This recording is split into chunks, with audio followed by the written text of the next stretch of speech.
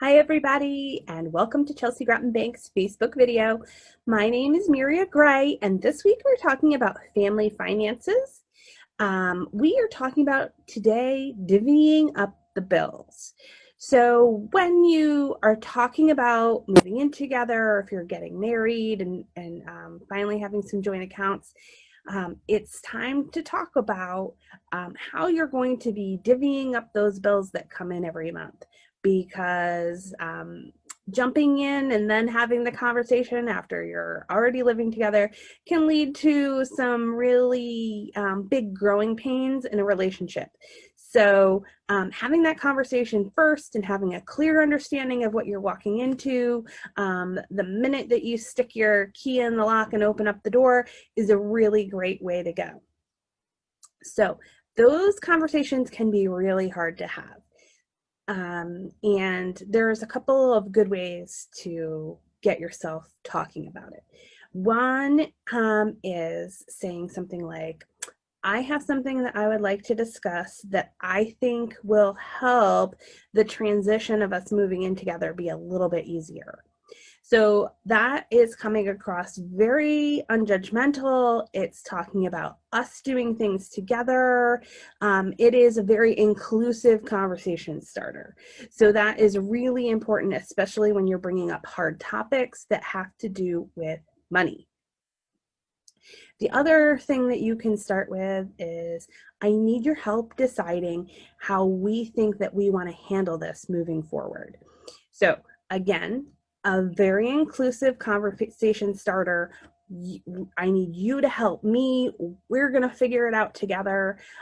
It's not saying something, don't do this, don't do this. Hey, we need to talk about how I'm going to get all these bills paid.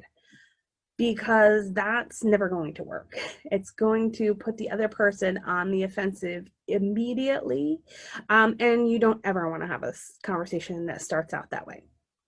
So there's really two schools of thought in thinking about how you're going to separate paying for the bills. If one person's paying for the bills and that is understood, then you don't even have to have this conversation. But there's two schools of thought when you're going to divide up the bills, how they could be divided. Now, if you both make about the same amount of money, or say you're roommates, and you're just living together because that's the apartment that you got and you both needed a place to stay, you're not in a relationship, you may want to think about just doing it 50-50. I pay 50%, you pay 50%. So if you're in a relationship, you're both making the same amount of money, maybe 50-50. If you and your friend are just going to get an apartment together because it's less expensive, probably 50-50. And that is a great way to go.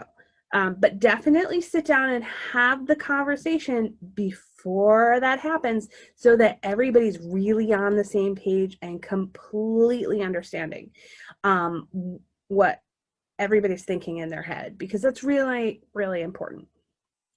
The other school of thought is a percentage based on your income. Especially if you're going in with one person maybe making much less money than the other person. So figuring out how much total your bills are going to be, which I would definitely go back and look at one of our budgeting videos and do the budget before you begin to have this conversation. So figure out how much the bills are going to be. And then you can figure out what percentage of your income. So if I say made 30% less than my spouse, maybe I will pay 30% less than he does. So maybe it's a 60-40 or a 70-30 or, whatever it might be.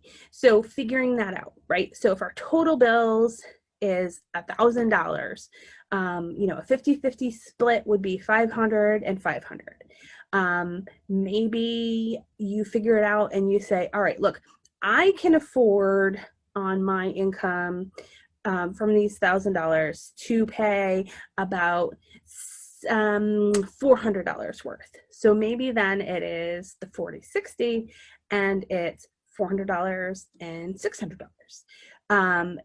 Maybe it is, the 70/30, just figuring out what works for you. Nobody wants to stress their income. Everybody wants to make sure their budget works, and a percentage of the income is really a fair way to go. Okay? So sitting down and having that conversation before you sign the lease on that apartment or before you turn that key and walk in for the first day to start moving in is a much easier conversation than after you're already moved in and you have one idea and the other person has a very different idea. So have that conversation now, no matter how awkward it might be, because it is ultimately going to be much more awkward afterwards. So we hope you have a great day, and we'll see you tomorrow when we're talking about how to have that conversation about credit history. Bye-bye.